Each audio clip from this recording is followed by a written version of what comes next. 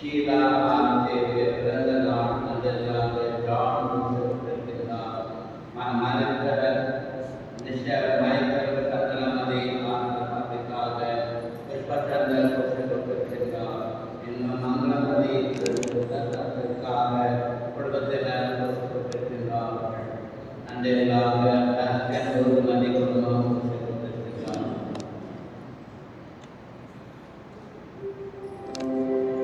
தந்தை மகன் தூய ஆவியாரின் பெயராலே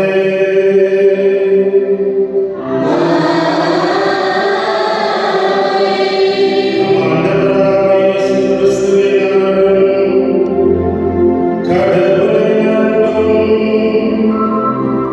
தூய ஆவியாரின் நட்புறவும் உங்கள் அனைவரோடும் இருப்பாராக.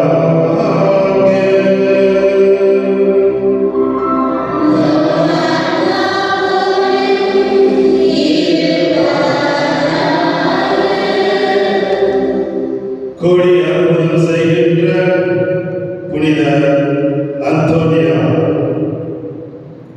வாரி வாரி வழங்குகின்ற வல்லல், கேட்கின்றவர்களுக்கு இனம், ஜாதி, மதம் எதுவுமே எதிர்பார்க்காத அளவுக்கு இன்று வரைக்கும் அவர் மழை பொழிவது போல ஆசிரை பொழிகின்ற ஒரு மகா.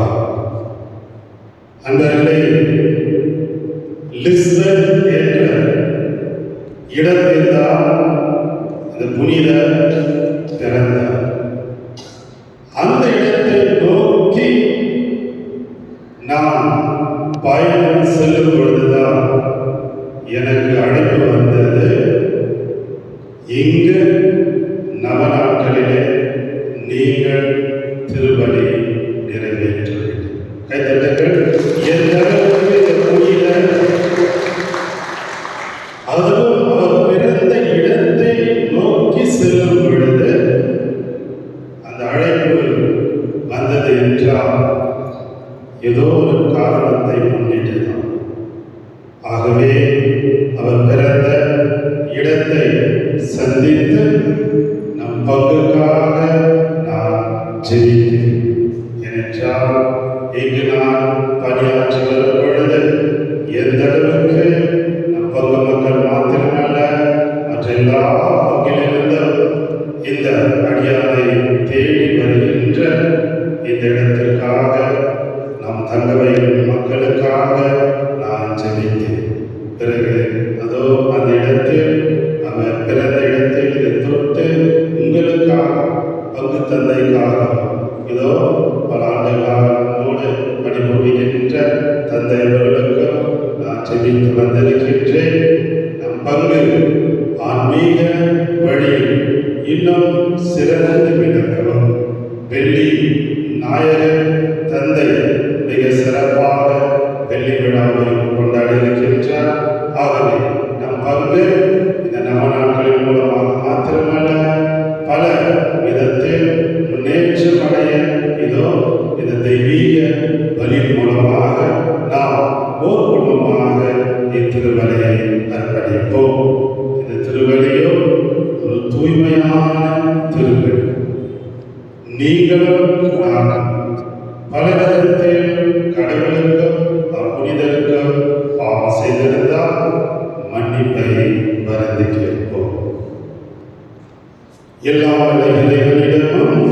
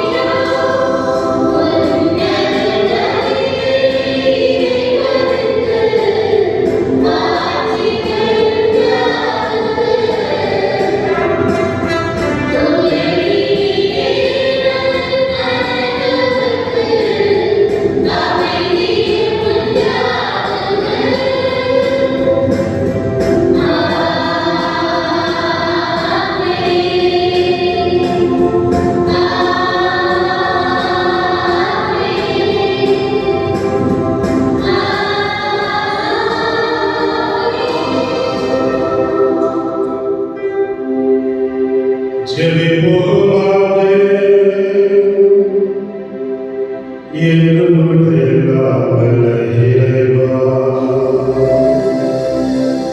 புனித அந்தோனியாரை தலை சிறந்த போதராகவும் எங்கள் தேவைகளில் பறந்து பேசுவதாகவும் உம் மக்களாகிய எங்களுக்கு வழியுறுத்தீரே.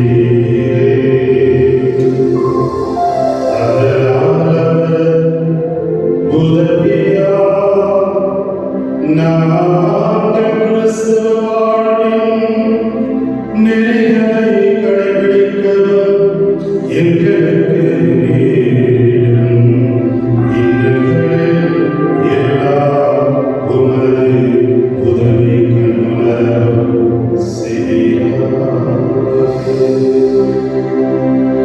உம்மோடு சதாயத்தில் நிறைவரா என்றென்று வாழ்ந்து ஆட்சி செய்கின்றவர் நீரே.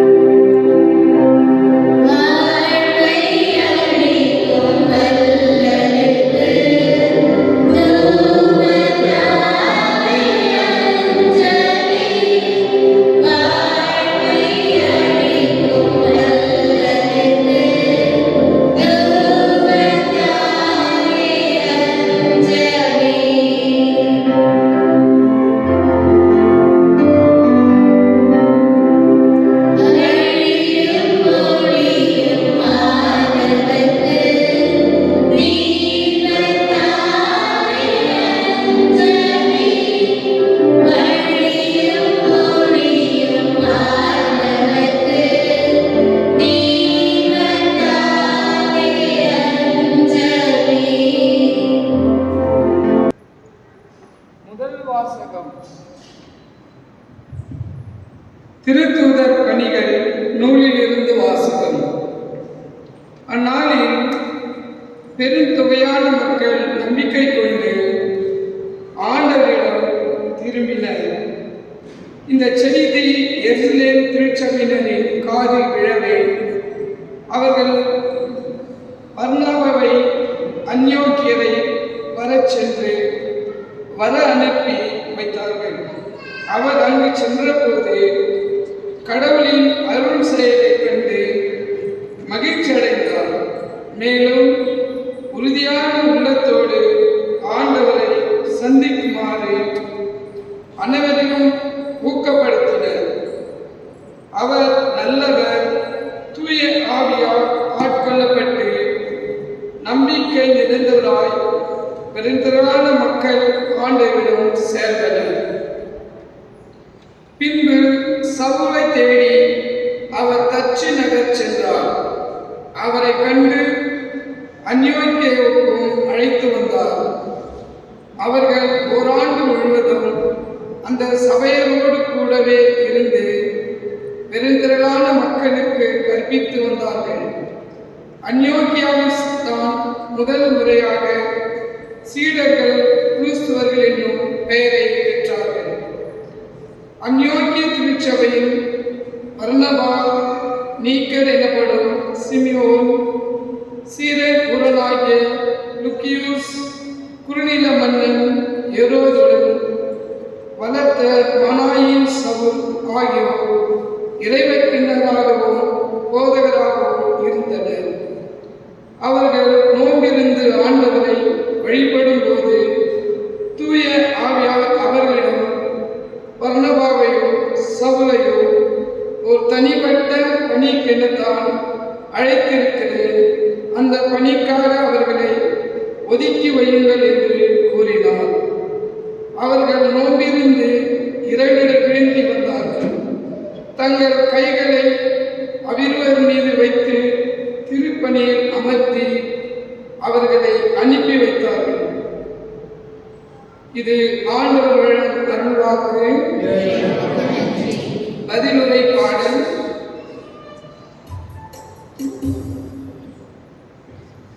அனைவருக்கும் தெரிந்த பாடத்தால் என் ஆசை நினைவில் எங்கே தெய்வமே அவரின்றி நான் இருக்கிறே.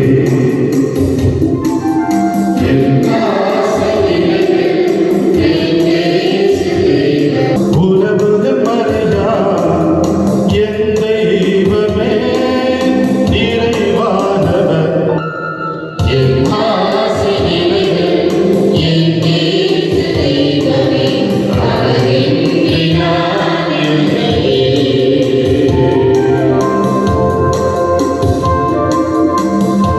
பாறையாக நான் மாறும்போது பலிபீடமாய் மாறலை. தனிமையில் பாடும்போது நண்பனாய் வந்திடுவேன்.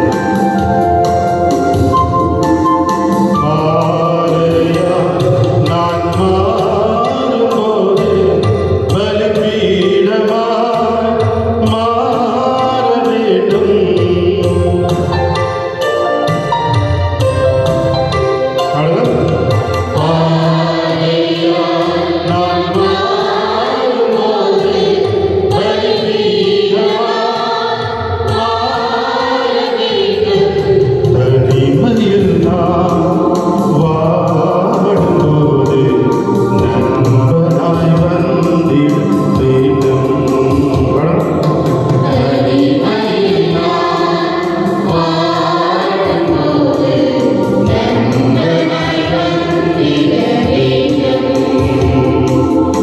இதுவே என் கனவு, அதுவே என் ஆசை. என் தெய்வமே நிறைவானவர்.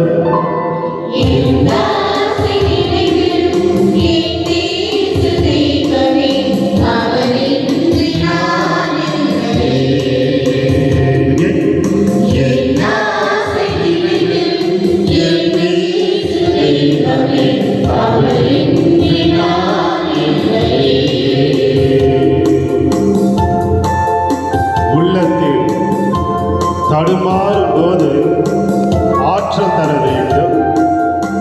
கண்ணீரில் நான் தவிக்கின்ற போது ஆறுதலாய் வந்திட வேண்டும்.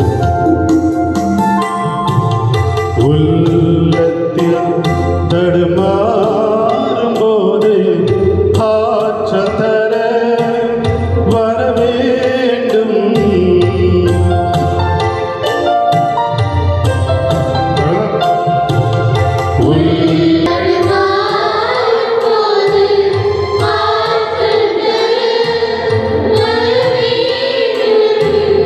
கண்ணீரில் நான் தவிக்கின்ற போது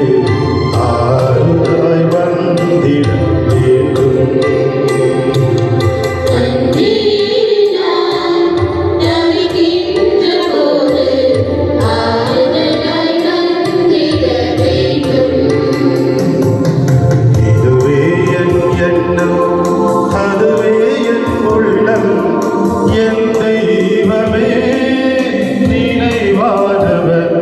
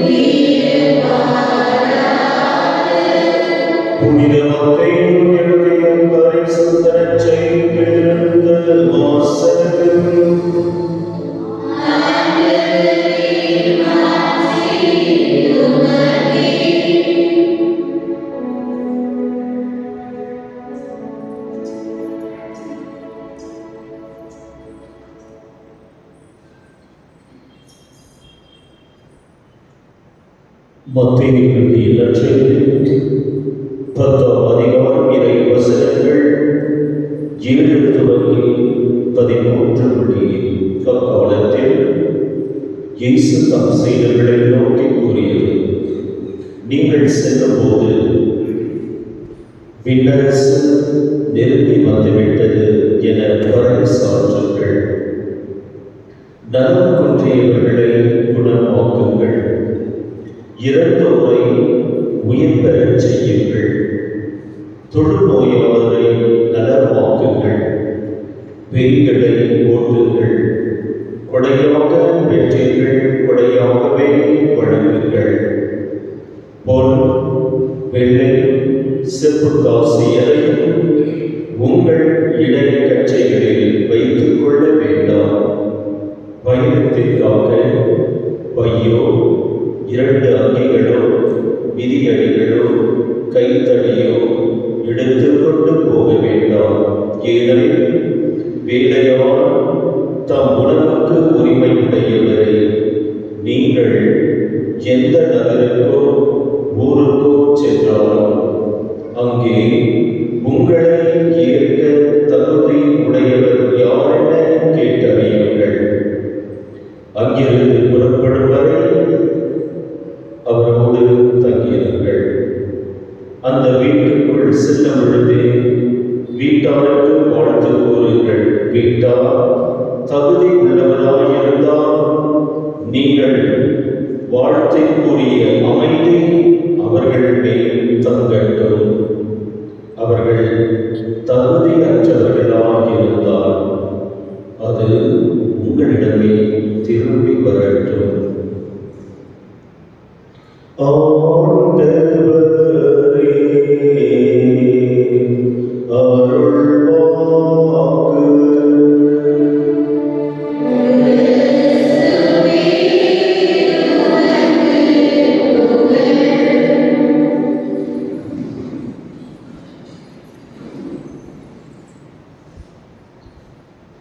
இயேசுவில் நம்மளுடைய சகோதர சகோதரிகளே, புனித அந்தோனியாருடைய திருவிழாவுக்கான தயாரிப்பிலே இந்த நாளிலே புனித அந்தோனியா எத்தகைய ஒரு மாண்பினை இந்த உலகிலே காட்டுவதற்காக, இறை அன்பை இந்த உலகிலே எடுத்துரைப்பதற்காக தன்னை தயாரித்தார் என்பதை பற்றி நாம் இன்றைய வார்த்தை நமக்கு கூறுகிறது.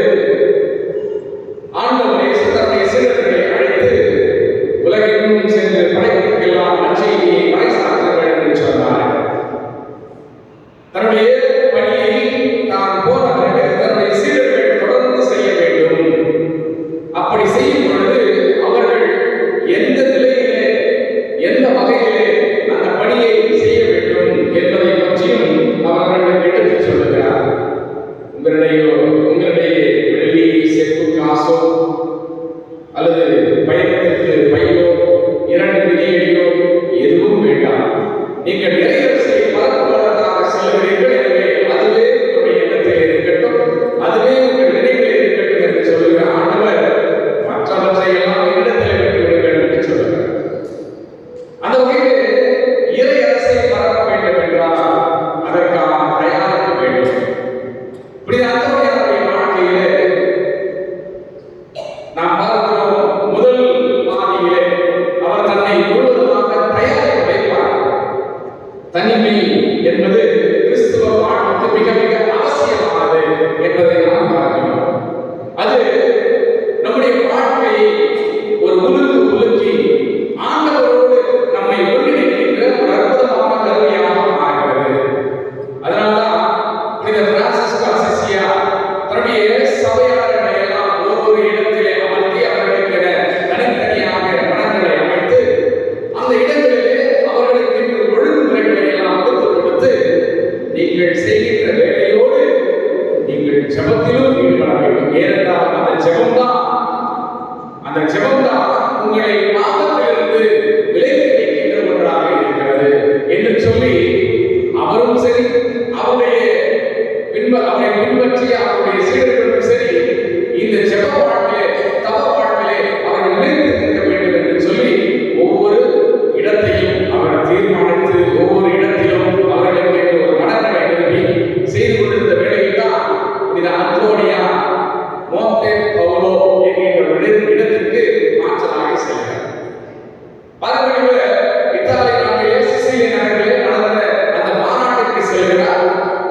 அங்கே அந்த மாநாடு முடிந்த பிறகு அவர்களுடைய இடங்களுக்கு செல்கிறார்கள். ஆனால் அந்தோனியாவை அழைத்து செல்ல யாரும் இல்லை. என்னோடு வந்துவிடு என்று அழைக்க யாரும் இல்லை. தனித்து விடப்பட்ட அந்தோனியா அங்கே கிராசியா என்கின்ற ஒரு துறவி இடத்திலே என்னை உங்களோடு அழைத்து செல்லுங்கள் என்று சொல்கிறார். அப்படி அவர் சொன்னதை கேட்டு அவருடைய அந்த ஆவலை அறிந்த அந்த கிராசியா என்கின்ற மடத்தலைவர் அவரை மோத்தே போலோ என்கின்ற தன்னுடைய மடத்திற்கு அழைத்து செல்கிறார். இங்கே அந்த மடத்திற்கு அருகில் ஒரு குகை இருந்தது. அந்த குகையிலே நம்முடைய புனிதர் அந்தோனியா ஒவ்வொரு நாளும் காலையிலே பொதுவான ஜெபத்தை முடித்த பிறகு அதற்குள்ளே சென்று கடுந்தாம் புரிந்ததாக நாம் பார்க்கிறோம். அந்த தவம் அங்கே உள்ளே என்ன நடந்தது என்பது கடவுளுக்கும் அவருக்கு மட்டும்தான் தெரியும் என்று அந்த வரலாறு கூறுகிறது. அந்த குகைக்குள்ளே இவர் கடுந்தவம் இருந்தார். ஏன் என்று பார்க்கும் பொழுது இயேசுடைய வாழ்க்கை வரலாறு நமக்கு எடுத்து காட்டப்படுகிறது. ஆண்டவர் இயேசு கூட தன்னை 30 ஆண்டுகள் மறைமுகமாக தயாரித்தார். 30 ஆண்டுகள் தன்னை மறைமுகமாக தாழ்மையிலும் தாழ்ச்சியிலும் தூய்மையிலும் அவர் தன்னை தயாரித்தார். அப்படி தயாரித்த பிறகுதான் மற்ற 3 ஆண்டுகளுக்கு அவருக்கு ஆற்றல் கிடைத்தது. அப்பொழுது கூட தன்னுடைய பணிவாழ்விலே அவர் தந்தையாகியோடு ஒன்றித்திருந்தார். எல்லா சூழ்நிலையிலும் ஜெபத்தை அவர் கைவிடாமல் ஜெபத்திலே தன்னுடைய தந்தையோடு அவர் தொடர்பில் இருந்தார் என்று பார்க்கிறோம். அந்த வகையிலே அந்தோனியா பொது ஜெபம் முடிந்த பிறகு ஒரு ரொட்டி துண்டையும் ஒரு கிண்ணம் தண்ணீரையும் எடுத்துக் கொண்டு அந்த குகைக்குள்ளே செல்வார். காலையிலிருந்து மாலை வரையிலே அவர் கடுந்தவம் புரிந்து கண்ணீரோடு அவர் ஜெபத்திலும் தவத்திலும் ஆழ்ந்து ஜெபித்த பிறகு மாலையிலே வந்து தன்னுடைய சக குருக்களோடு சக தோழர்களோடு ஜெபத்திலே அவர் ஈடுபடுவார். இப்படிப்பட்ட அந்த செயல்களை செய்த அந்தோனியா ஏன் இதை செய்தார் என்றால் கடுந்தவம் புரிந்த பாலைவனத்திலே 40 நாட்கள் இரவும் பகலுமாக கடுந்தவம் புரிந்த இயேசுவுக்கே அங்கே சோதனைகள் வந்தது. நான் இம்மாத்திரம் என்ற அளவிலே இப்படி அந்தோனியாவுக்கும் சோதனைகள் வந்ததால் அதை வெற்றி கொள்ள அவர் கடுந்தவம் புரிய வேண்டி இருந்தது. இறங்குக்குரியவர்களே, ஜபம் ஒன்றுதான் நம்மை பாவத்திலிருந்து விலக்கி வைக்கின்ற ஒரு அற்புதமான ஆயுதமாக இருக்கிறது. நாம் ஜபமாலை ஜெபிக்கும் பொழுது நாம் பார்க்கிறோம், ஜபமாலையை கையில் எடுத்தால் சாத்தான் ஓடுவான் என்கின்ற அந்த வார்த்தைகள் நம்மை முழுவதுமாக ஈர்த்தால் நாம் என்ன செய்வோம்? எப்பொழுதும் ஜபமாலையோடு இருக்கும். நாம் ஒவ்வொருவரும் ஜபமாலையை கழுத்திலோ அல்லது கையிலோ அல்லது பையிலோ வைத்துக் கொண்டிருப்பது நமக்கு சாலச் சிறந்தது. ஏனென்றால் நாம் கிறிஸ்தவர்கள் என்பதை பிரதிபலிக்கின்ற அல்லது எடுத்துக்காட்டுகிற ஒரு அற்புதமான ஒரு சாதனமாக ஜபமாலை இருக்கிறது. அதுபோல இந்த ஜபத்திலே ஈடுபட்ட புனித அந்தோனியா எதற்காக அந்த ஜபத்தை பயன்படுத்தினார்? இந்த ஜபம் என்பது அவருடைய பின்னால் செய்ய போகிற அந்த பெரிய காரியங்களை எல்லாம் அவர் செய்ய போகிற மிகப்பெரிய அந்த பணிவாழ்வுக்காக தன்னை தயாரிப்பதாக அமைந்தது. அமைதியிலும் தவத்திலும் அவர் தன்னை ஆழ்த்திக் கொண்டது அவருடைய பணிவாழ்விற்கான மறைமரப்பிற்கான அல்லது இறை வார்த்தை பணிக்கான ஒரு அற்புதமான வாய்ப்பாக அதை அவர் பயன்படுத்திக் கொண்டார். இறந்துக்குரிய சகோதர சகோதரிகளே, அந்த ஒரு வேளையில் தான்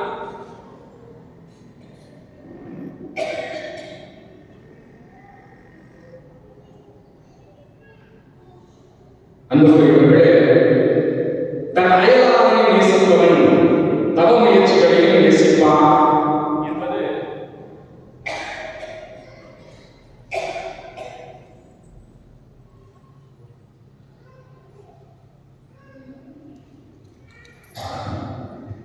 தன்னை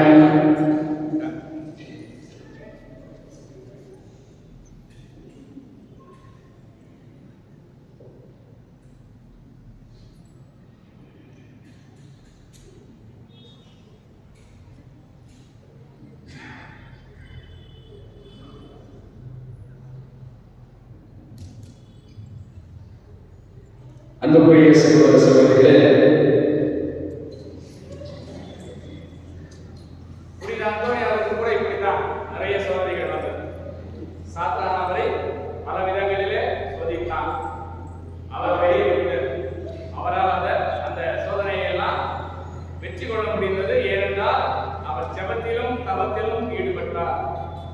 இங்கே நாம் பார்க்கிறோம், தன் அயலாரை நேசிப்பவன் ஜெபத்தையும் தவத்தையும் நேசிப்பான். பிறர் அன்பு செயல்களிலே அவன் ஈடுபடுவான். பிறரை நேசிப்பதை அவன் தன்னுடைய கொடையாக கொள்கையாக கொள்வான் என்று நாம் பார்க்கிறோம். இந்த வகையிலே புனித அந்தோனியார் பெரிய ஒரு அலுவலுக்காக அழைக்கப்பட்டிருந்தார். எனவேதான் அந்த பணிக்கு இந்த மோன்டே பவுலோ படத்திலே தம்மை தயாரித்தார் என்பதை நாம் பார்க்கிறோம். அவருடைய எண்ணமெல்லாம் இயக்கமெல்லாம் எதுவாக இருந்தது? இந்த உலகத்தை உயிர்ப்பிக்க வேண்டும், இந்த உலகத்திற்கு வழிகாட்ட வேண்டும் என்பதிலே இருந்தது.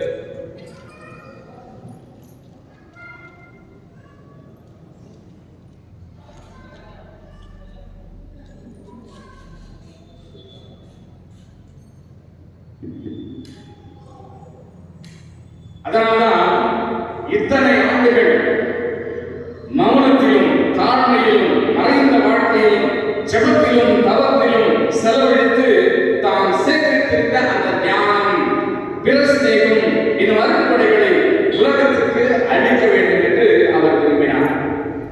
மோன்டே பவுலோ என்கின்ற இடத்திற்கு அருகிலே ஓர்னி நகர் உள்ளது. 1222ஆம் ஆண்டு தவக்காலத்திலே அங்கு ஒரு குருத்துவ அருட்பணிவு நடைபெற்றது. வழக்கமாக இந்த காலத்திலெல்லாம் ஆயர்கள் திருப்பணிவு செய்ய வந்தார்கள் என்றால், அருட்பணிவு செய்ய வந்தார்கள் என்றால் ஆயர்களே மறைவுரை ஆற்றுவது வழக்கம். ஆனால் அந்த காலத்திலெல்லாம் எந்த ஒரு நிகழ்வானாலும் சரி, அது மிகப்பெரிய ஒரு நிகழ்வாக இருந்தால் ஒரு மறைவுரையாளரை அவர்கள் கொண்டு வருவார்கள். பாருங்கள், இந்த அருட்பணிவு பெருவிழாவிலே ஆயர் இருந்தால் ஒரு பக்கம்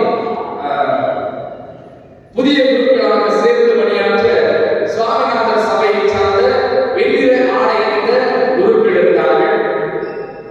இந்த பக்கம் பிரான்சிஸ்கன் சபையை சார்ந்த சிவப்பு நிற ஆடை அணிந்த பிரான்சிஸ்கன் சபையை சார்ந்தவர்களும் அமர்ந்திருந்தார்கள். இந்த இருவரும் அமர்ந்திருந்தவர்களிடையே பார்க்கும் பொழுது அங்கு முறையுரை ஆற்ற வர வேண்டிய உருவாக வரவில்லை. எனவே அந்த பட்டமளிப்பு அல்லது திருப்பணி விழாவிற்கு தயார் செய்த அந்த பெரிய குரு யாரை அழைக்கலாம் என்று ஒவ்வொருவராக சென்று கேட்கிறார். அவர்களுடைய பதில் என்னவாக இருந்தது? ஐயோ, ஆயர் இருக்கிறார், பெரிய குருக்கள் எல்லாம் இருக்கிறார்கள், அவர்கள் முன்னாலே என்னாலே மறை உரை ஆற்ற முடியாது என்று எல்லோரும் தட்டி படிக்கிறார்கள்.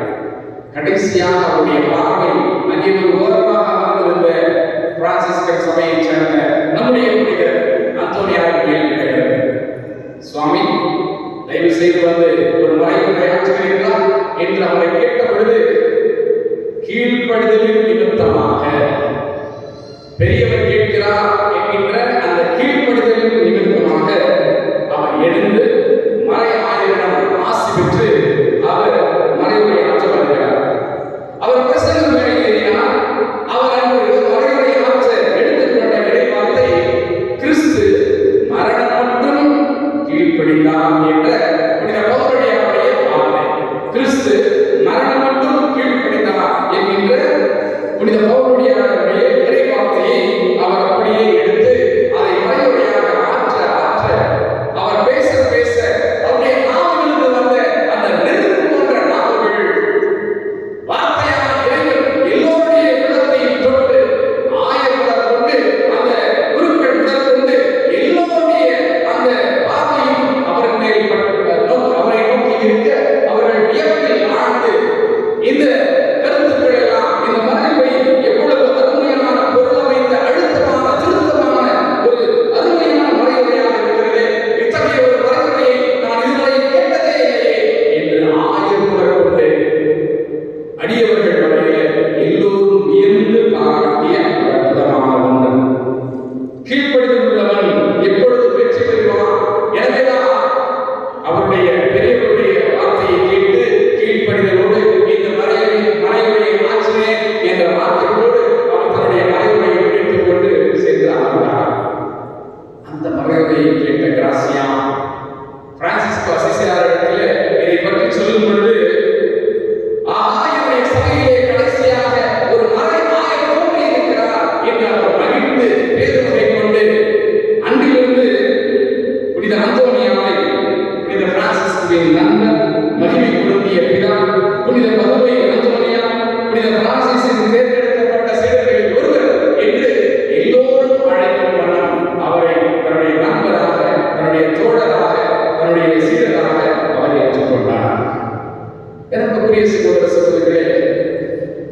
13ஆம் நூற்றாண்டு ஒரு விசித்திரமான நூற்றாண்டு.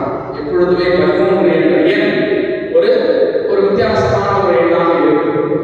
எனவே இந்த 13ஆம் நூற்றாண்டு எப்படிப்பட்டதாக இருந்தது என்று பார்த்தால், இந்த 13ஆம் நூற்றாண்டினுடைய தொடக்க காலம் தீமைகளும் தவறுகளும் நிறைந்திருந்த காலம். திருச்சபைக்கு புறம்பாக பல இயக்கங்கள் தோன்றிய காலம். திருச்சபையும் அவற்றை எதிர்த்து போராடிய காலம். ஜெர்மனி நாட்டிலிருந்து காட்டுமிராண்டி சாதியினர், அதாவது பார்பேரியன்ஸ் என்று சொல்லப்படுகிற காட்டுமிராண்டி சாதியினர் அந்த வேற்று நாட்டின் மீது படையெடுத்து எண்ணற்ற இன்னல்களை உருவாக்கினார்கள். அது மட்டுமல்ல, ரோமை நகரத்தை அவர்கள் பிடித்துக் கொண்டு அங்கே மிகப்பெரிய ஒரு கலவரத்தை அவர்கள் உண்டு பண்ணினார்கள். அந்த வேளையில் தான் முஸ்லிம் படைகள் கூட பெரும் படைகளோடு வந்து இந்த நகரங்களை எல்லாம் அடித்து தீக்கிரையாக்கி அவர்கள் அந்த காலத்தையே ஒரு சோதனை காலமாக மாற்றினார்கள். எங்கும் குழப்பம், அமைதியின்மை காணப்பட்ட ஒரு காலம் அது. அந்த காலத்தில் தான் திருச்சபையிலே பல்வேறு குலமுதல்வர்கள் தோன்றி, பெரியவர்கள் தோன்றி, அங்கே எடுத்த அந்த தவறுகளுக்கு எதிராக, அங்கே நடந்து கொண்டிருந்த குழப்பங்களுக்கு எதிராக தங்களை ஆழ்த்திக் கொண்டு போரிட தயாரானார்கள். அவர்கள் வாழைக்கு போரிடவில்லை, மாறாக இறைவனுடைய வார்த்தையை எடுத்து அதை ஆயுதமாக பயன்படுத்தி அவர்கள் போரிட ஆரம்பித்தார்கள்.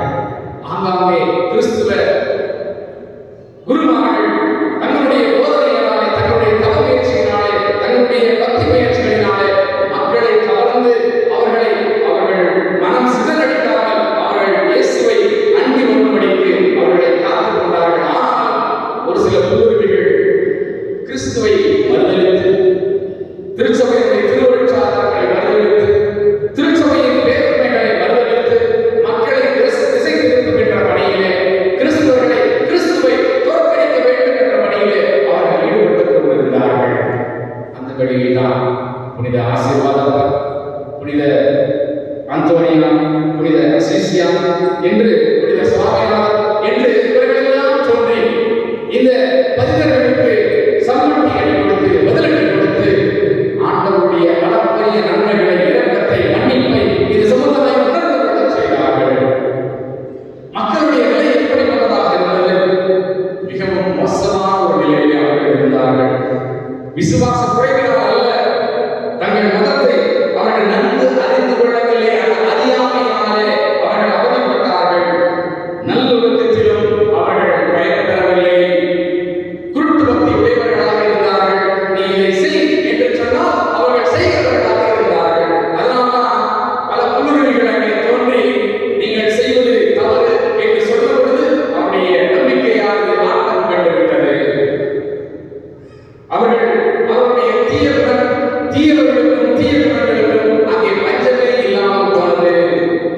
எனவேதான் மக்கள் திருப்தி இருந்தார்கள். எங்களுக்கு இந்த திருச்சபை தேவையில்லை, எங்களுக்கு ஆயிரம் தேவையில்லை, எங்களுக்கு குருக்கள் தேவையில்லை என்று சொல்லி அவர்கள் எல்லாவற்றையும் புறக்கணிக்க ஆரம்பித்தார்கள். அது மிகவும் ஒரு சோதனை காலம், வேதனை நிறைந்த ஒரு காலம். அந்த காலத்திலே புனித அந்தோனியாவும் சரி, புனித சுவாமிநாதனும் சரி, புனித அசிசியாவும் சரி, திருச்சபையை அழிக்க முயன்றவர்களுக்கு சம்மட்டி அடி கொடுத்து அவர்களை எல்லாம் ஆண்டவரின் பக்கமாக திரும்ப வைத்தார்கள். தவறான கொள்கைகளை பரப்ப பல பிரிவினர் தோன்றினார்கள். ஆனால் அந்தோனியா போதித்த அந்த நாடுகளிலே 2 தவறை கொள்கைகள் இருந்தது. அல்பிஜீனியன்ஸ் என்கின்ற ஒரு தவறை, பதிதர்கள் ஆவி மாநிலத்தை சார்ந்தவர்கள். இவர்கள் கிறிஸ்துவின் தேவ மகிமையும் திருச்சபையின் தேவ சாதனைகளையும், நரகம், உத்தரிக்கிற ஸ்தலம் முதலிய கொள்கைகளையும் மறுத்தார்கள். கிறிஸ்துவ ஒழுக்கத்தையே அவர்கள் சீர்குலைத்தார்கள். அவர்களுக்கு எதிராக அந்த பதிதர்களுடைய வன்முறைகளும் பயங்கர போதனைகளும் திருச்சபையை மட்டுமல்ல நாடெங்கும் பெரும் தீமையை விளைவித்தது. 3வது இன்னோசன்ட் என்கின்ற பாப்பரசர் புனித சுவாமிநாதனையும் அவரது குருக்களையும் அனுப்பி அவர்களை மனம் திருப்ப முயன்றார்.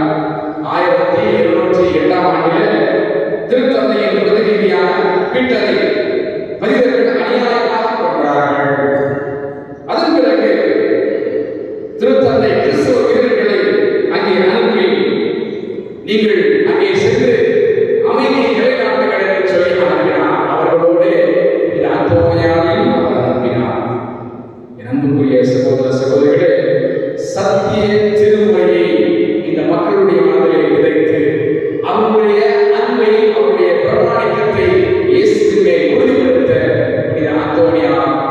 சென்றார். அங்கே சென்றவர் இந்த காலகட்டத்தை நன்கு பயன்படுத்திக் கொண்டு பதிதர்களுடைய அந்த பதிதத்திற்கு சமட்டி அடித்து ஆண்டவருடைய அளவுடைய நன்மைகளை அங்கே எடுத்து சொன்னார். திருச்சபையுடைய அதிகாரத்தை மறைத்து வாழ்ந்த குருக்கள், ஆயர்கள் என்று எத்தனையோ பேர் இருக்க, ஆயர்கள் மட்டும் என்ன, திருத்தந்தை கூட தவறு செய்பவர்களா, பாவம் செய்பவர்களா? எல்லோரும் பாவம் செய்பவர்கள் தான். ஏனென்றால் எல்லோரும் மனிதர்கள் தான். ஆனாலும் இந்த பாவத்திலே அவர்கள் நிலைத்திருக்கக்கூடாது, அப்படியே இருந்துவிடக்கூடாது என்பதை எல்லோருக்கும் பகிரங்கமாக உணர்த்தியவர் அந்தோனியாராக இருந்தார். எனவேதான் ஐரோப்பாவிலே இந்த காலகட்டத்தில் நிலைமை மிக மிக மோசமான அந்த நிலைமையை எல்லாம் சந்திக்க யுத்தகலமாக மாறிய அந்த ஐரோப்பாவை தன்னுடைய ஜெபத்தால், தன்னுடைய தவத்தால், தன்னுடைய போதனையால் ஒரு சாதனையாக மாற்றிய ஒரு பெருமை என்றால் அது அந்தோனியார் அந்த வாழ்க்கை என்பது மிகையானதாக. எனவே நண்புக்குரிய சகோதர சகோதரிகளே, நாம் ஒவ்வொருவருமே ஒரு வகையிலே நம்முடைய நம்பிக்கையை நிலைநிறுத்த, நம்முடைய நம்பிக்கையில் ஆழப்பட அழைக்கப்பட்டிருக்கிறோம். இப்படி அந்தோனியார் மறைசாட்சியாக மாற விரும்பினார். ஆனால் ஆண்டவருடைய திட்டமோ அவர் இறை வார்த்தையை எடுத்து போதிக்கிற அற்புதமான ஒரு மறை உரையாளராக மாற வேண்டும், மறைவதற்கு பணியாளராக மாற வேண்டும் என்பது ஆண்டவருடைய சித்தமாக இருந்தது. எனவே அந்த சித்தத்தின்படி அவர் இங்கே வர தன்னுடைய கடும் தவத்தால், ஜபத்தால், தன்னுடைய பசி பட்டினியால் ஆண்டவருடைய அந்த அளவுடைய நன்மைகளை அவர் தலையில் உணர்ந்து கொண்டு இந்த உலகம் அதை அறிந்து கொள்ள வேண்டும் என்று சொல்லி தான் பெற்ற அந்த ஞானத்தை அந்த மனித சமுதாயத்தோடு பகிர்ந்து கொண்டார்.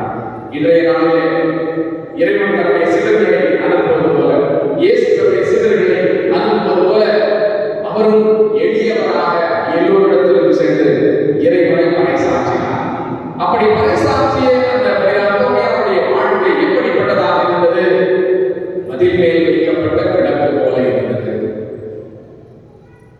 சுவை சேர்க்கிற உப்பு போல இருந்தது.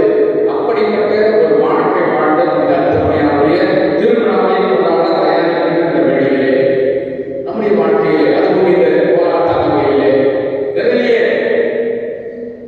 குட்டி குட்டி திருச்சபைகள் தோன்றி அவையெல்லாம் திருச்சபையாக இல்லாமல் திருச்சபையாக இருப்பதை நாம் பார்க்கிறோம். அவர்கள் வேறு எங்கும் செல்லாமல் ஒரு இஸ்லாமிய சகோதரரிடமோ அல்லது ஒரு இந்து சகோதரரிடமோ அல்லது வேறு சமயத்தை சார்ந்தவரிடமோ செல்லாமல் அவருடைய கோழைத்தனம், அவருடைய வேடிக்கைத்தனம் எப்படிப்பட்டதாக இருக்கிறது என்றால் கத்தோலிக்க கிறிஸ்தவர்களையே வந்து நோண்டுவதாக இருக்கிறது. கத்தோலிக்க கிறிஸ்தவம் என்பது பாறையிலே கட்டப்பட்ட திரு அவை. இந்த பாறையிலே கட்டப்பட்ட திரு அவை இயேசுவால் கட்டப்பட்டது, உருவாக்கப்பட்டது. மற்ற அவைகள் எல்லாம், மற்ற திருச்சபைகள் என்று சொல்லிக் கொள்கிற திருச்சபைகள் எல்லாம் மனிதர்களால் உருவாக்கப்பட்டது. இது எத்தனையோ புயலை சந்தித்தது, எத்தனையோ நடுக்கங்களை சந்தித்தது, எத்தனையோ கலாவதைகளை சந்தித்தது. ஆனாலும் நிலை இருக்கிறது என்றால் நம்பிக்கை வேரூன்றி இருக்கிறது. பாறையில் கட்டப்பட்ட இந்த திருச்சபையை எவராலும் இடிக்க முடியாது. அத்தகைய ஒரு அற்புதமான இந்த திருச்சபையை நாம் இருக்கிறோம் என்றால் இதற்கு பிரமாணமாக நாம் இருக்க வேண்டும். சாமியாரோட சண்டை என்றால் ஒரு திருச்சபை, தனியாக போய் ஒரு திருச்சபை. சாமியார் எனக்கு பிடிக்கவில்லை, அவர் எனக்கு சோறு போடவில்லை என்றால் எங்கே சோறு போடுகிறாரோ அங்கே போவது, அங்கே திருச்சபையை, அதுதான் சபை என்று அங்கே இருக்கிறது. அன்புக்குரிய சகோதர சகோதரிகளே, மிக அற்புதமான, மிக அருமையான ஒரு வரப்பிரசாதம் எங்கே இருக்கிறது? இங்கே நம்முடைய நற்கருணை நாவில் இருக்கிறது. நாம் இதற்கு பிரமாணிகமாக இருக்க வேண்டும். அதுதான் அந்தோனியார் தன்னுடைய வாழ்க்கையினாலே, தன்னுடைய போதனையினாலே நமக்கு சாதித்து காட்டுவது. ஆண்டவருக்கு முழுவதுமாக பிரமாணிக்கமாயிரு என்று அவர் நம்மை அழைக்கிறார். அவர் கடைசி மட்டும் கீழ்ப்படிந்த உலகராக இருந்தார் என்று சொன்ன அந்த வார்த்தைகள் நம்முடைய உள்ளத்தை ஊடுருவ வேண்டும். நாம் கீழ்ப்படிதல் உள்ளவர்களாக, பிரமாணிக்கம் உள்ளவர்களாக, கடவுளை அன்பு செய்து மனிதனை அன்பு செய்கிற மனிதர்களாக இருக்க வேண்டும். அந்த அன்பு முழுமையானதாக இருக்க வேண்டும். அப்படி அன்பு செய்தால் இன்றைய நற்செய்தியிலே ஆண்டவர் இயேசு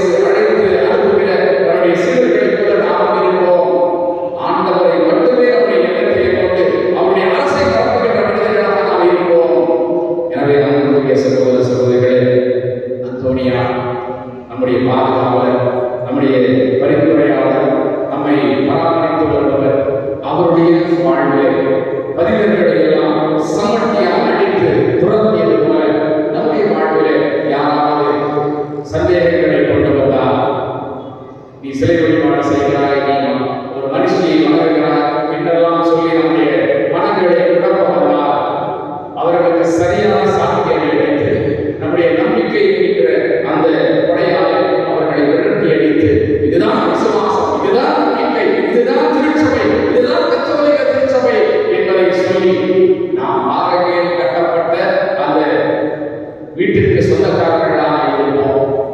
அந்தோனியாருடைய வழியிலே நாம் ஒவ்வொருவரும் ஆண்டவரை அறைந்து விடுகிற, ஆண்டவரை பறைசாற்றுகின்ற மனிதர்களாக இருந்து அவருடைய அன்பை, அவருடைய இரக்கத்தை இந்த உலகிலே பறைசாற்றுகின்ற மனிதர்களாக மாறிட இந்த திருக்கோயிலை தொடர்ந்து வேண்டுகிறோம். ஆமென்.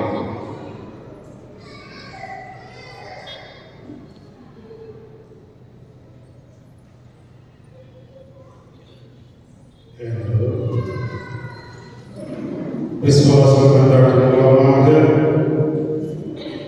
புனித அந்தோனியார் அவர் வழியாக வேண்டுதலை அர்ப்பணிக்கவும், குறைபாடுகளோடும் புனித அந்தோனியார் மூலமாக நம் பங்கையும் நம் குடும்பத்தையும் பெரும் ஆசி மூலமாக எல்லாம் வல்ல இறைவா, எங்கள் மன்றாட்டை கேட்டருளும்.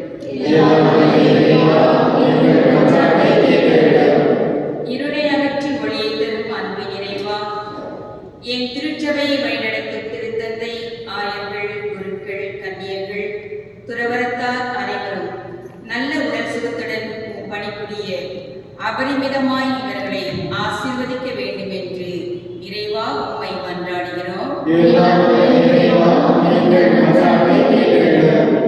அன்பின் ஊற்றாக இனிய தேவனே, இன்றைய நாளை சிறப்பிக்கும் வட்டாரம் 3 உள்ள எல்லா குடும்பங்களையும் மற்ற புனித வின்சென்டிபால் சபையின் அங்கத்தினர்கள், தத்து குடும்பங்கள், நன்கொடையாளர்களையும் ஆசீர்வதித்து வழிநடத்திட வேண்டும் என்று இறைவா உம்மை மன்றாடுகிறோம்.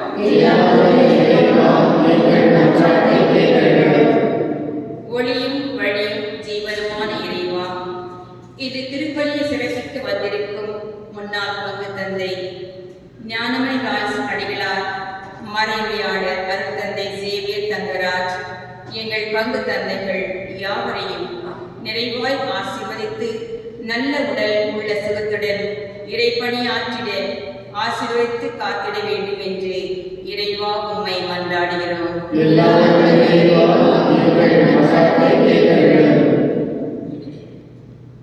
சுமைகளை போக்கி சுகம் தரும் இறைவா, இவ்வுலகில் வாழும் இளைஞர் இளம் பெண்களுக்காகவும் குறிப்பாக என் பங்கில் உள்ளவர்கள் நல்ல உடல், உள்ளம் சுகம், வேலை வாய்ப்பு, திருமணம், தெய்வ பக்தி போன்ற நற்குணங்களை பெற்று நலமுடன் வாழ அனைவரையும் ஆசீர்வதித்தருள வேண்டும் என்று இறைவா உம்மை மன்றாடுகின்றோம். நல்வழி காட்டியான எமதன்று இறைவா, அனைத்து குழந்தைகளையும் மாணவ சிறார்களையும் உம் பாதம் அர்ப்பணித்து வேண்டுகிறோம். இவர்கள் வாழ்க்கையில் முன்னேற எல்லா அருட்கொடைகளையும் பெற்று படிப்பில் கவனம் செலுத்தவும், நல்ல உடல் சுகத்துடன் உம் ஒளியின் பாதையில் சென்று நேரிய வழியில் வாழ வளர ஆசீர்வதியும் என்று இறைவா உம்மை மன்றாடுகின்றோம். புதுமையின் நாயகனே இறைவா, புதுநன்மை பெற தன்னையே தயாரித்து வரும் எல்லா பிள்ளைகளையும் ஆசீர்வதியும். நல்ல ஞானம், அறிவு, புத்தி, பக்தி இவற்றை தாரும். புனித அந்தோனியாரின் பக்தர்களையும் ஆசீர்வதித்து பசி, பிணி, நோயினால் வாடுவோருக்கு நல்ல நிறைவையும் ஆறுதலையும் அளித்து திருச்சபையில் தேவ அழைத்தல், குருக்கள், கன்னியர்கள் அதிகரிக்க நல்வரம் தர வேண்டும் என்று இறைவா உம்மை மன்றாடுகின்றோம். தனிப்பட்ட மன்றாட்டுகள், எத்தனை வேண்டுதல்கள், விண்ணப்பங்கள் நம் உள்ளங்களில் இருக்கலாம். நாம் கேட்பதற்கு முன்பதாகவே நம்மை அறிந்தவர் ஜீவமுள்ள கடவுள் புனித அந்தோனியார் மூலமாக நம் குடும்பங்களையும் நம் பிள்ளைகளையும் இதுதான் நம் பிள்ளைகள் பள்ளிக்கூடத்து சென்றிருக்கின்றன. ஞானத்தில் சிறந்தவர் புனித அந்தோனியார். நம் மக்களுக்கு பிள்ளைகளுக்கு விசுவாசத்தின் ஞானத்தையும் பெற்றோர்களுக்கு தாய் திருச்சபைக்கு சிறந்த குடும்பமாக நம் குடும்பங்கள் வாழ வாரி வாரி வழங்குகின்ற அற்புதங்களை பொழிகின்ற புனித அந்தோனியார் நம் அனைவரையும் இத்திருவிழா மூலமாக ஆசீர்வதிக்க எங்கள் ஆண்டவர் இயேசு கிறிஸ்து வழியாக மன்றாடுகின்றோம்.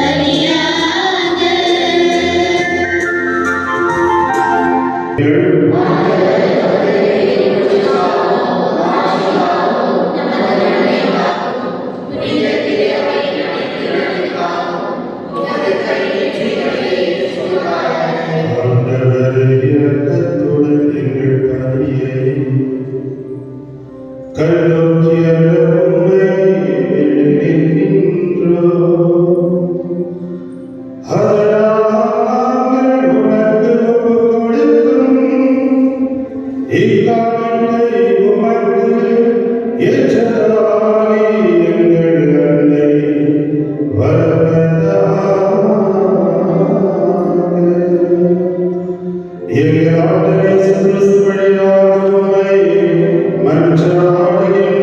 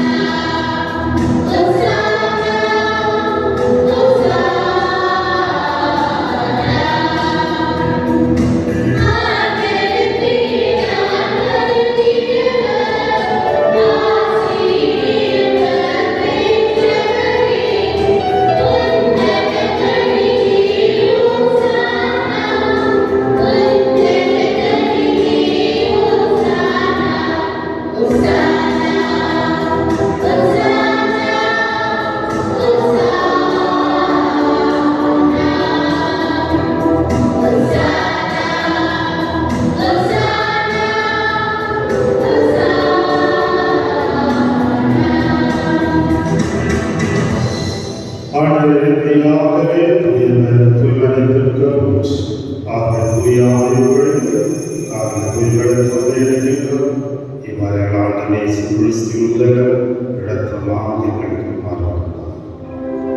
உண்மையான தெய்வம் இயேசு இந்த பீடத்தின் மீது வெள்ளி வருகின்றார். யாரெல்லாம் என்று தன் கருத்தில் விண்ணப்பங்களை கொடுத்திருக்கின்றார்கள். பிறகு கெனடிஸ் மூலமாக இவர்கள் திருவழிபாட்டை நடந்து வருகின்றனர்.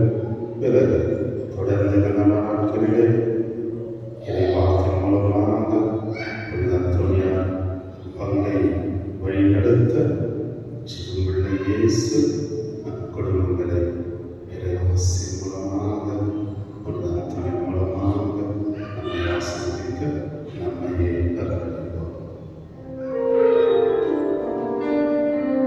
அவர் பாடுபட உலகமெங்கு தம்மை கையளித்தார்.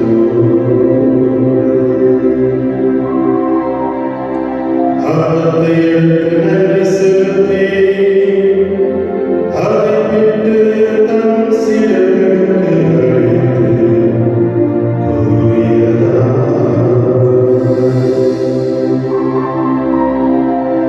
அனைவரும் இதிலிருந்து பெற்று உண்ணுங்கள். ஏனெனில் இது உங்களுக்காக கையளிக்கப்படும் என் உடல்.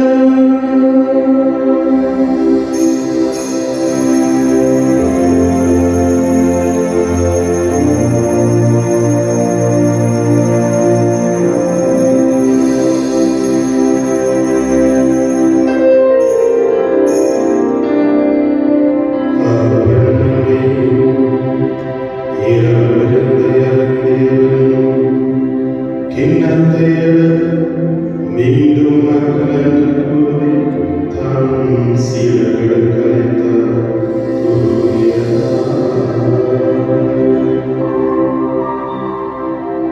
அனைவரும் இதிலிருந்து பெற்று வாருங்கள்.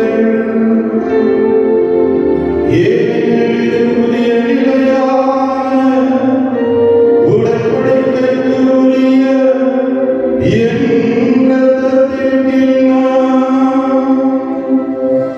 இது பாவ மன்னிப்புக்கென்று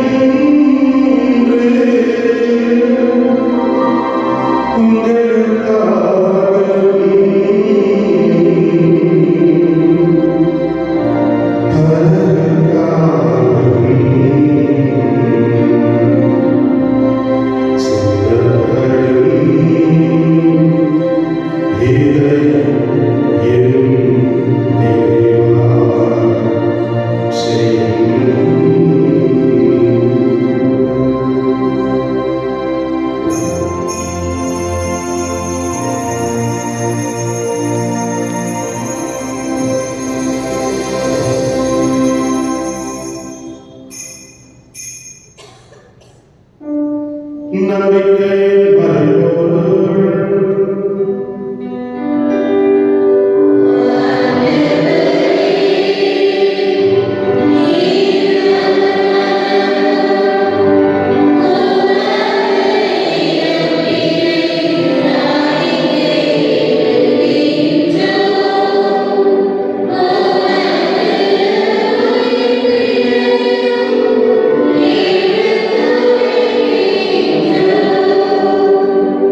ஆகவே ஆண்டவரே, நாம் கிறிஸ்துவின் இறப்பின் மீட்பு நினைவு கூர்ந்து வாழ்வுதல் மரணத்தை மேம்படுத்தும் கிண்ணத்தை உமக்கு ஒப்புக்கொடுக்கின்றோம். திருமணம் நமக்கு ஊழியமுறைய தகுதிகளை ஏற்றுக்கொண்டீர். எனவே உமக்கு நன்றி செலுத்துகின்றோம். மேலும் கிறிஸ்துவின் உடலின் இரத்தத்தில் பாவங்கள் எங்களை தூய ஆவியால் ஒன்று சேர்க்க வேண்டுமென உம்மை தாழ்மையுடன் மன்றாடுகிறோம்.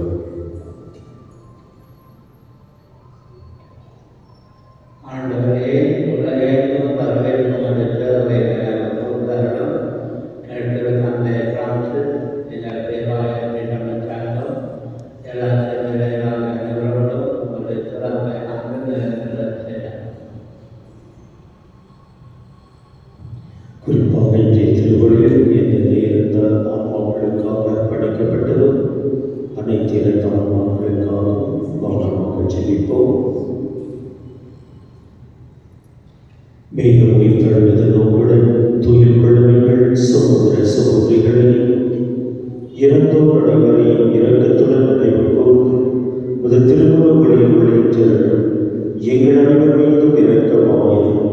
கடவுளின் கன்னித்தாயான புனித மரியா, அவருடைய கணவரான புனித யோசேப்பு, மறைசாட்சியான புனித பர்னபா, நம் பங்கின் பாதுகாவலரான புனித செபஸ்தியான், புனித அந்தோனியா, புனித பிரான்சிஸ்கு சவேரியா, புனித திருத்தூதர்கள், இவர்களின் பக்கம் வந்தவராய் இருந்தோர் ஆகிய புனித அனைவருடனும் நாங்கள் நிலைவாழ்வில் பங்கு கொள்ள தகுதி பெற்று உம் திருமகன் இயேசு கிறிஸ்து வழியாக உம்மை புகழ்ந்தேத்து வரவர்களை உம்மை மன்றாடுகிறோம்.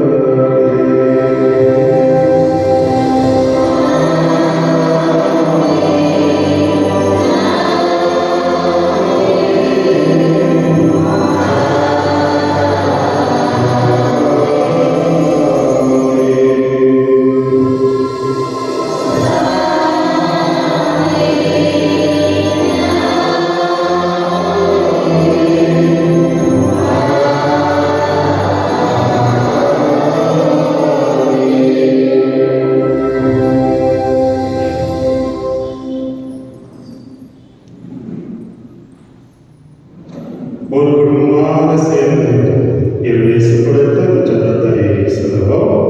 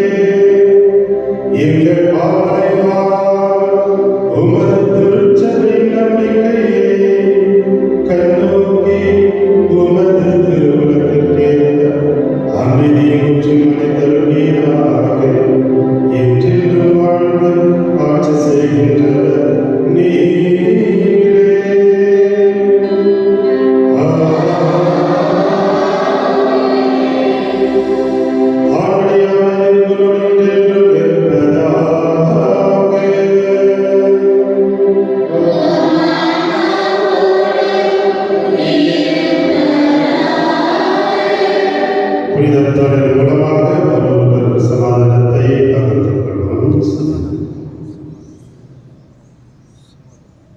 உலகில் பாவங்களை போக்கும் இறைவனின் செம்மறி, எங்கள் மேல் இரக்கமாயிரும்.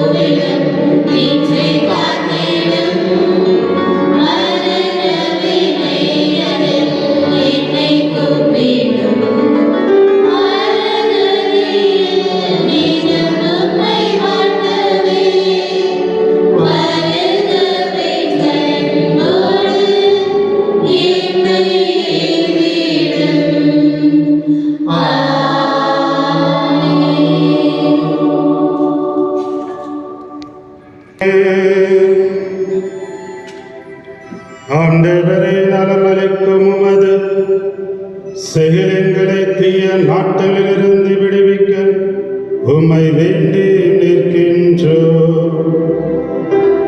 இவை எங்களை நேரிய வழியில் நடத்தி செல்ல கனிவுடன் அருள்வீராக. எங்கள் ஆண்டவர் இயேசு கிறிஸ்து வழியாக உம்மை மன்றாடுகின்றோம்.